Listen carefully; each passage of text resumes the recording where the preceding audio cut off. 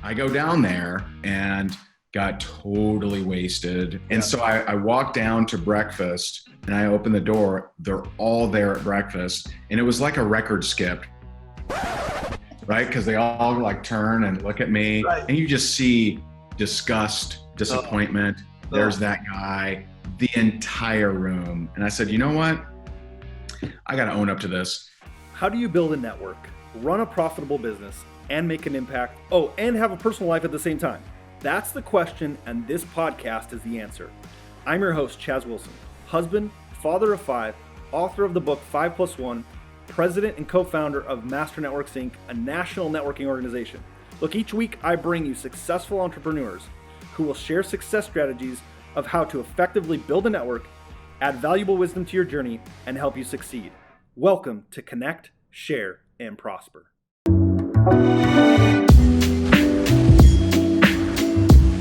All right, guys, welcome to Connect, Share, Prosper. I am so excited for today's episode. We are with Ray Higdon. Let me tell you a little bit about Ray. Ray is in South Florida, lives in Fort Myers, Florida. He's the founder of Rank Makers. He is married to his wife, Jessica. He is a proud father with another one on the way.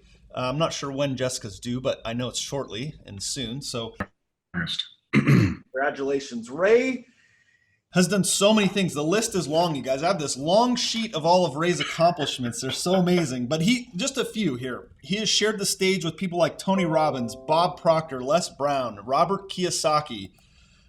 He's featured in Better Networker magazine, Small Business Owner magazine.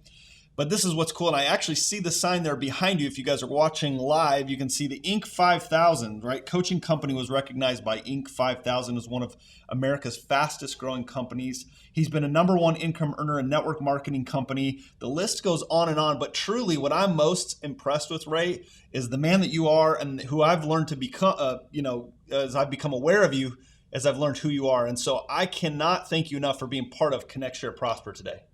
Hey, thanks for having me, man. I really appreciate it. So let's start with, first of all, you just did an event in Dallas where I got to go to, and I want to just share something with the audience that I was so impressed with. I don't know how long you marketed that event, but here's this event after on the back end of another big event, and you put, I think, 300 people in the room. It was like standing room only. And you grabbed a microphone, and for 3 hours, you just hit everybody with amazing content. So kudos to you. Yeah, thank you, man.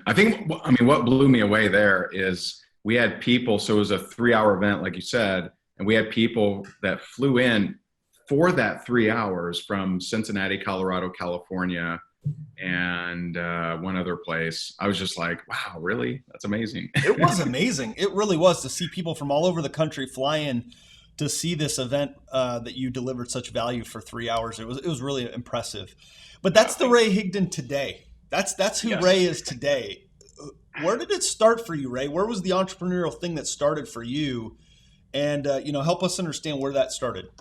Yeah. So, and I'll give a lot of times I'm being that we're on a more entrepreneur broad kind of thing. I'll give a little bit different slice of the story than I normally do. So I had, I'll go back a little bit. I've always known that I wanted to do something around business or sales. I mean, in middle school, I was moving 90 airheads a day. I found this one weird store that sold them for 10 cents each, and I sell them for a quarter. And again, I was moving 90 to 100 a day in middle school. And, they actually created a Ray Higdon rule where you can't sell candy at that school anymore. Sorry, guys. Yeah. And so I always kind of had that in me, but when it came to like a career, I really listened to everyone else, and I just went and got a job and worked my way up in the corporate ladder. And at the age of I think like 25, maybe 26, I'd worked my way up to a pretty good paying salary job in IT. So I was a database administrator. I was working first I worked for a local county government for quite a few years, and then I worked for an insurance company. And I worked my way up to a pretty good salary. I think most people would agree it's a good salary. It's like $80,000 a year. And didn't have a college degree, even though my job required it. The last 2 jobs I had required it. never got a college degree, took some college, but never finished. And so they and I required realized, it. Did they know you didn't have the college degree? And oh, that's awesome. yeah, the job that I had before that last job was at the local county government, and that position I got required a college degree, but I wrote a 5-year action plan for that job before I had it, and had it bound and delivered to everyone on the hiring committee. So good. And so I just did stuff no one else did. I just worked circles around everyone there. And so I would get stuff that I wasn't, on paper at least qualified for. Yeah, that's good. And so then when I went, the insurance company, anyway, in the insurance company, which was the last job I ever had, which was back in 2005, I left that job. I noticed some things. The harder I would work, the more they would pay me, but also the more they would demand of me. I was spending more time with pictures of my kids than the real thing. I looked at my boss and his boss and her boss, and they were all making more money than me, but they were also more miserable. So that was my future. And I just didn't like it. At the time, 2005, I had a lot of buddies from high school that were here in this state, here in Florida, in Southwest Florida, killing it in real estate. And I'm like, man, if these knuckleheads can do it, I can do this too. And so I started April 2004 was the first time I read a book on anything entrepreneur. And that book was by a guy that would later mentor me. And it was Building Wealth by Russ Whitney. Oh, yeah. So that was the first book. I think Rich Dad Poor Dad was maybe the second book, and Think and Grow Rich was maybe the third book. So I got a late start to this whole self-development thing, I think. And so I partnered up with someone I was working with, and we actually started buying rental properties in East Fort Myers and not great areas, but for cash flow. And we started doing that. And I ended up leaving 1 year later. I left April 2005 and to focus on real estate full time. So I had my mortgage license. So I was doing some mortgages. I was flipping some houses here and there. Then I started doing what they call wholesaling. So I was selling contracts in real estate, doing really, really well. Real estate, we had built up to 37 rental units. So we had duplexes, triplexes, single families, all in rough areas so that, they would cash flow. When the market changed, it just really hit hard, because anything we used to be able to rent for like $800 a month went to like $500 a month, like almost, it seemed like overnight. And instantly, even if it's at full occupancy, which they never got back to, we still were losing money at that point. And so that sucked. All of the deals that I'd been working on, no one could get financing for them. So that sucked. And so like all money kept going out, stopped coming in. And so I kind of saw what was happening, and I took a job as a platform speaker with a company. So I went from doing all that to, oh my God, I better do something.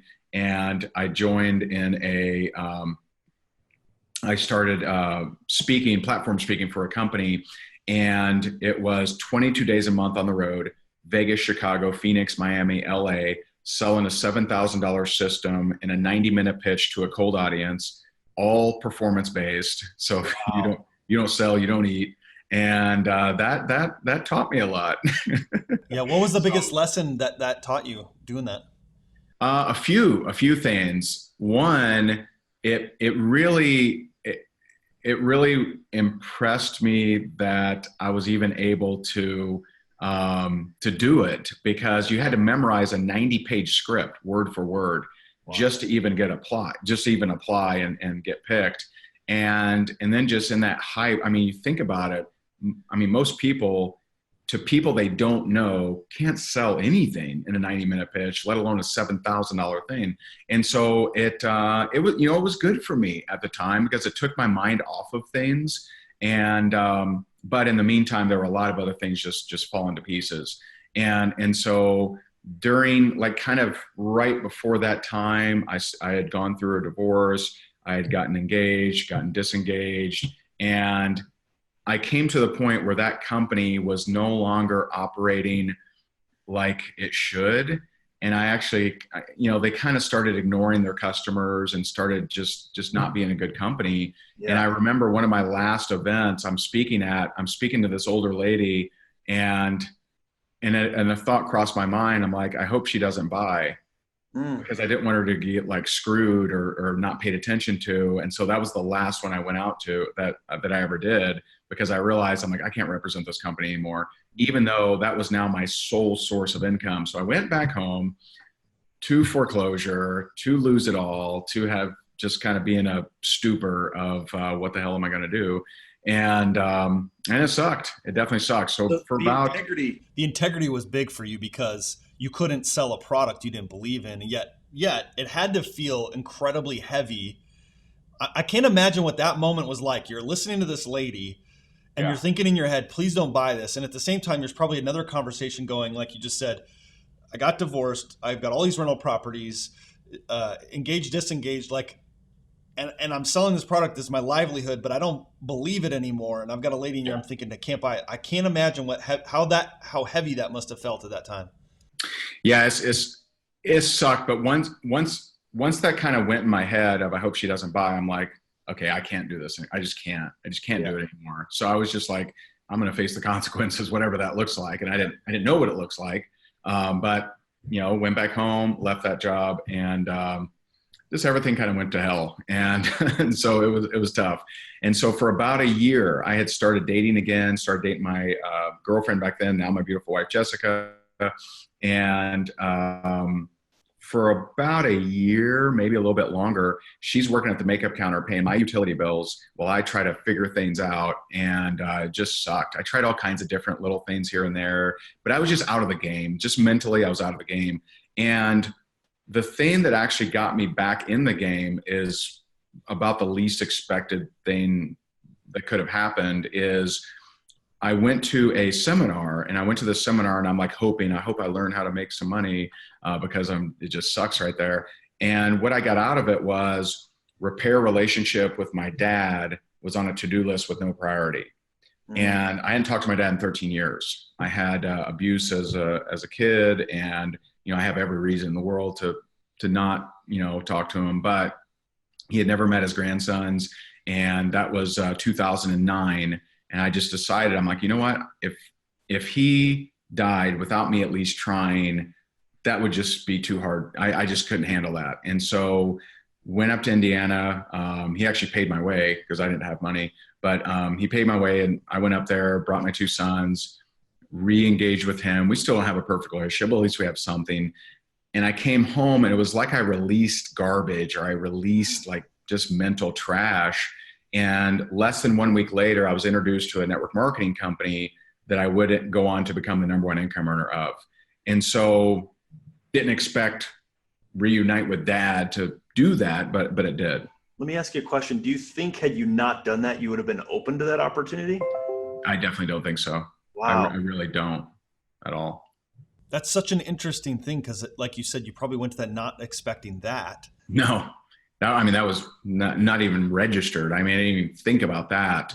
But it's interesting because I think, what I've learned over the years of coaching a lot of people, training a lot of people, is that a lot of times people they're seeking things outside of them. They're seeking a skill set or a strategy or a tactic or something like that.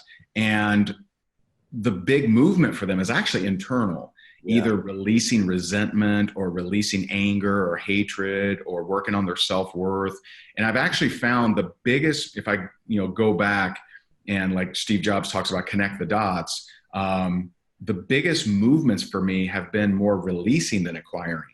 And so like working on self-worth issues, working on, different things that used to give me anger, resentment, and shame and things like that. And so it's been more the internal work that has moved the needle the most, even though we invest a lot of money in coaching and masterminds and all this different stuff. It's actually been more releasing that has boosted us more than anything else. I wonder, so it's interesting, and I've known about your story. I've heard you share parts of it, and listening to you sort of relive that today is interesting. And I think there's this why I feel sort of a kinship to you, because you and I have a very parts of that are very similar. I started in real estate about the same time, and it was really good for a couple of years, and then it was really bad for a bunch of years, and it was heavy and hard. And I was doing a lot of different things to try to recover and make money and figure it out. And so I think as you were sharing that, I definitely had a sense of that heaviness. And guys, we're listening to Ray Higdon again on Connect, Share, Prosper. If you're listening live on Facebook, make sure you ask a question that we can ask Ray while he's live with us. So here you are in this moment. This is where I want to get to. This is where you are in the moment. I imagine your confidence was pretty low too. Like for me, it was. I know, and I don't know for you, but like For sure. right. And so how did you pick yourself up now that you're into this new network marketing experience? First of all, did you think, oh, I can do this, right? If your confidence is low, here's this new opportunity, but you took it and ran with it. Yeah. I mean, I think, it's one of those things. I heard someone say, I forget who said this, but someone said that anger is better than depression. And I think I was just more angry. I was more angry than depressed. I wasn't totally over all my stuff. And I have a terrible story to back that up. So I basically adopted I am going to make this happen. I'm going to make this happen. So I don't know if there was much belief there as far as, oh, I believe I can do it. It was like, I'm going to make this damn thing happen. And I feel like that's a different energy. I don't know. Yeah, but so I had adopted a daily routine. I'm like, all right, this is what I'm going to do each and every day. I'm going to go for 20 no's a day. I'm going to do a video every day, and I'm going to work on self-development every day, like some kind of, chapter in a book or audio or course or whatever. And so those three things I was going to do every day, no matter what. And so I get like maybe 2 weeks into it, and I recruited a few people. I had started to build, and I get a call from some guy, Chris, and he's like, "Hey man, you won the trip." And I'm like, "What trip? And who are you?" Yeah, and he was one of the owners of that network marketing company that I was so focused on getting out of my crap that I didn't really connect, that's who that is. And I didn't even know about an incentive trip, and I won an incentive trip to St. Kitts. And so I go down there, and, everyone's drinking, having a good time. Well, the problem is when I was down and depressed, I was getting blackout drunk multiple times a week to just try to drown that feeling of loserness and drown that feeling of, I just didn't want to feel the way I felt. And so I would just pound tequila all night long. I remember there were nights I had 17 shots, 18 shots. I would be grabbing drinks from people. I'm just drinking whatever till oblivion, until I can't think anymore. And I wake up and I don't know where I am. And so I go down there pretty fresh from that kind of scenario and got totally wasted, was a total jerk. And 2 of the 3 owners wanted to boot me out of the company. Wow. Now at that time, I was not the number 1 earner. I was an up and comer.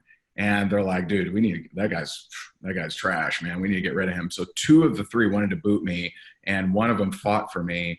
And then about maybe 5-6 months later, I did end up moving into the number 1 income earner spot. So I think they're glad they kept me. But that's how much of a mess I was in. And I think some people, they think that, oh, I had a breakthrough, everything's good now. Everything wasn't good now. I still had some relapses. I still had some down moments. They were just fewer and farther between. And so, maybe I would have a, little flashback of loserness once a month, and then maybe once every other month, and things like that. So I wasn't fully healed, but I was moving forward very consistently. Constant improvement is the game, right? And there's a couple things you shared there. I want to unpack there because there's so much wisdom in what you shared in that experience. And in fact, I saw a question here. Someone wanted to know, what was the course you took that gave you that huge aha? I think regarding your father, was that a specific course? That was the Landmark Forum. And the interesting thing about that is I didn't have any money. Someone I didn't know reached out to me on Facebook and says, hey, I think you should go to this course. And I'm like, and they're like, I'll pay for you. Wow. How weird is that? Wow. Someone I didn't know. What a blessing. Paid for me. Now I've since recommended that a million times. I've probably had 250 people go through that because I've suggested it, and they've sent me their completion pictures and all kinds of different things. But Landmark Forum, and then I did the advanced, and it's a great organization. They've softened a little bit, I think, over the years. They used to be really hardcore, but still a great organization.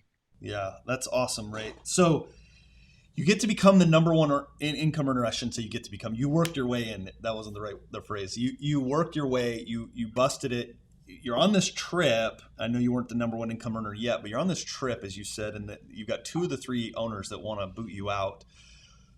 I'm curious, what was that like with that one owner, and what was the conversation with you and him, and what is it that he was seeing in you? You're in this place that you don't probably see it yet in yourself. What was he seeing in you, and was that helpful to have somebody believing in you that was pushing you along? That's a great question. And the truth is, I didn't know any of this until years later. And so here's how it went down. So they had this catamaran tour, and on this catamaran, there was way too much drinking, and I was number one, right? And so I'm a total jerk on this boat tour. I blacked out. I don't know all the things I did, but I was a total mess.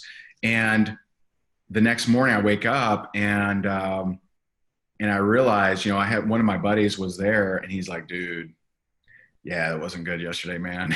I'm like, great. And so I walked down to breakfast, and I opened the door, because this was a company like trip, right? So there's like maybe 70, 80 people is my guess there. And I opened the door, they're all there at breakfast, and it was like a record skip, right? Because they all like turn and look at me, and you just see disgust, disappointment. There's that guy, the entire room. And I said, you know what? I got to own up to this. I went to every single table and apologized. And I said, listen, I'm just getting out of a bad situation. I drank way too much. I just want to say I'm sorry. I don't recall all that I did. I know that I was a total jerk. This isn't me. I just want to apologize. I went to every single table and apologized, including the owner's table. And I didn't have a great relationship with any of them. I mean, we had just met, and that was their first, reaction to me, right? And so I did that, and then, whatever. That's it's just what it was. Yeah. Years later, I learned that the one owner, when I did that, that's why he fought for me. Wow. Because he thought that was such a stand-up thing to do. And so I didn't know I was fighting for my income there. I was doing it because it was the right thing to do. And I didn't want to be a chicken and a coward and just try to sit there and pretend like nothing happened. Yeah. And so I just did what I thought was right. And that's actually what kept me in that company. That's amazing, Ray. Taking accountability, guys. A ton of great lessons. There's so much I want to go there, but I want to fast forward a little bit through the process, because you work hard. You're the number one income earner. And at some point you step out of network marketing, you've kind of mastered this game, and now you're teaching people and helping them. Help us just through that transition, and then what you're doing today. Yeah. So, back, 10 years ago, we were doing my wife and I were doing a lot of stuff on social media that really no one else was doing. I mean, there were a few people doing it here and there, but I mean, her at the age of 21 built a $10,000 a month income solely from strangers on Facebook. Me, I was doing videos like nonstop. Like I remember going to one of the company conferences, and one of the executives was like, "Oh, you're the YouTube guy." And I'm like, I guess, right? Because I had committed a video a day. I mean, I've done 1 to 2 videos a day for 9.5 years now. So I heard you say that at your event, and I actually shot a video the next day about saying everyone wants to be great, but will anyone be consistent? And I was like, Ray Higdon's consistent, my friends. Man. Yeah, it's strange, I know, but and so what started happening, which we never anticipated. I never thought like this was not some plan or something like that. But we started having other leaders saying, "Hey, man, can you teach my team some of what you're doing?"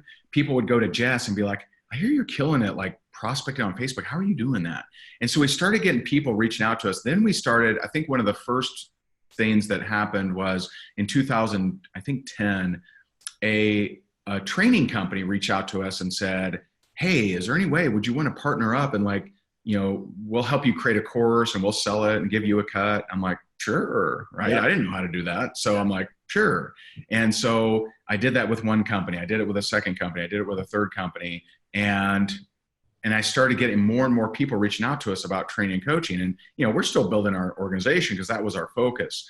In 2013, the company we were a part of, or a company we were number one incomers of, they, through kind of a long story, but the owners had some health issues and things like that, decided to merge into another company.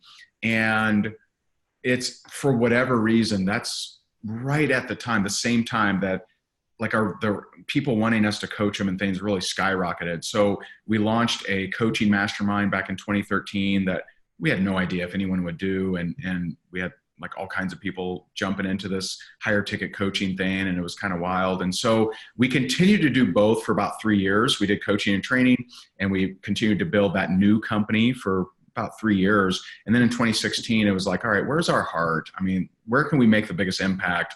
And we felt that we could make a bigger impact as coaches and trainers. And so in 2016, we actually retired from building any network marketing organization. And now we work with a lot of different companies, a lot of different leaders. We have, 50 leaders and 48 leaders in our high-end mastermind.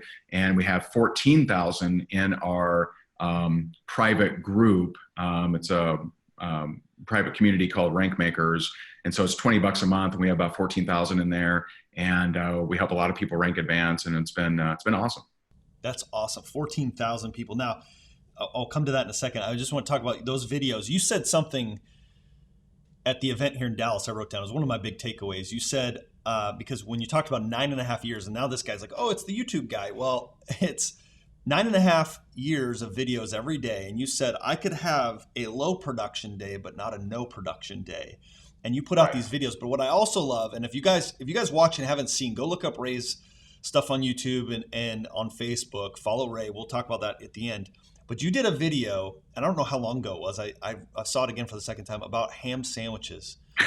Dude, it was so good that you kind of joke and spoof on the industry while respecting it at the same time, which I thought was brilliant, about ham sandwiches. And I don't know, you probably get that a lot. People talk about that video a lot.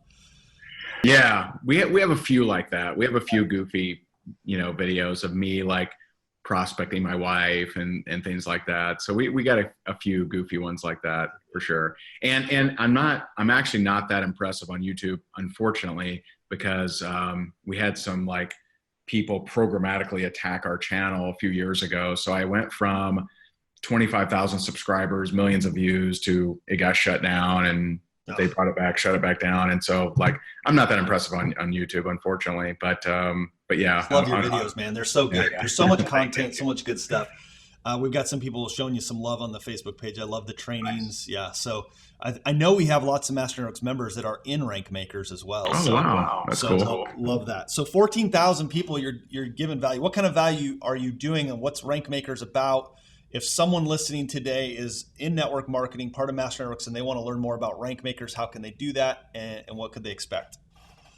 Yeah, and let me I'll just pull this up. So Rank Makers is network marketing specific. I mean, we have other things that, like, realtors, insurance people, and whatever, like our stuff, but Rank Makers is network marketing specific. So we launched this. It's a private community where I go live every single day. I give an action step in a training. We have rewards and recognition. We have accountability. And what I like to say about, instead of saying like, here's what it is, here's what it's done. So here are the results. We launched it July. What's that? The results are amazing. Share those. Yeah. We launched it July of 2017.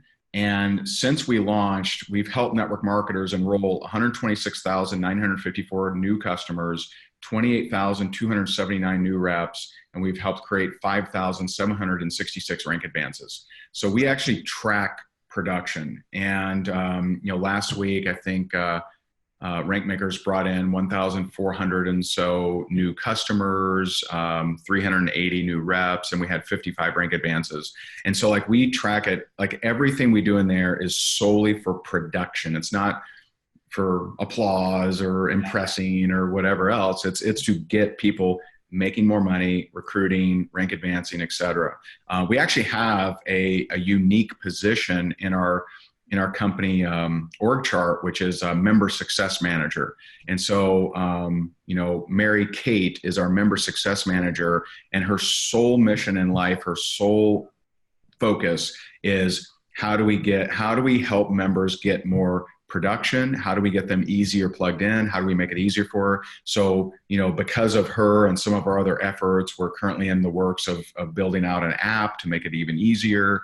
Wow. And so we're just constantly looking at how do we help people get more production in their network marketing company inside of Rankmakers. So good. Guys, again, we're talking to Ray Higdon. Ray, I'm going to ask one other question here in a second, but before I do, where can people follow you? How can they find out stuff you're doing? What social media, et cetera? What's the easiest way for them to connect with you? Yeah, the two I'm most on are Facebook and Instagram, and so both of them, if you search Ray Higdon, you'll find me. So Instagram is /Ray Higdon or @Ray Higdon. And Facebook, it's facebook.com/Ray Higdon page. Tons of free videos, tons of free content, and we do a lot of giveaways too. So we like to have a lot of fun. As far as Rankmakers, that's simple. It's at rankmakers.com. Love it. Guys, if you have a question for Ray, post it here. And I'm going to ask Ray a final question. There's a question I ask everybody who's on my show, because what we're teaching people is business principles and networking. So if you had one tip about how people could improve their networking, a tip about networking, how to connect with others for the purposes of building relationships and growing their businesses, what would be a tip you would share with people? And again, I always ask without much thought, so it's kind of off the cuff, but what would be a tip you would leave somebody to say, look, this is what you should do when you're building your network or building relationships in business? Yeah, I would say it's kind of I see this as one tip, but I guess it could be considered two. And that is, when you meet someone, be more focused on listening to them and letting them talk without you bringing up what you do or what you sell or what your goal is or whatever like that. And by the way, it's different online versus offline. So social media, I would have a different suggestion for you actually, but offline, if you're at a networking meeting or you're meeting someone or whatever, and then make sure you follow up with them. And it's funny because it's not like this is mind blowing, but it is so shocking how few people follow up. And I was just at that, at the event prior to our event in Dallas. I met a big earner. She gave me her card. I sent her a message that night, and she saw me the next morning. You would think that I'm like, Elon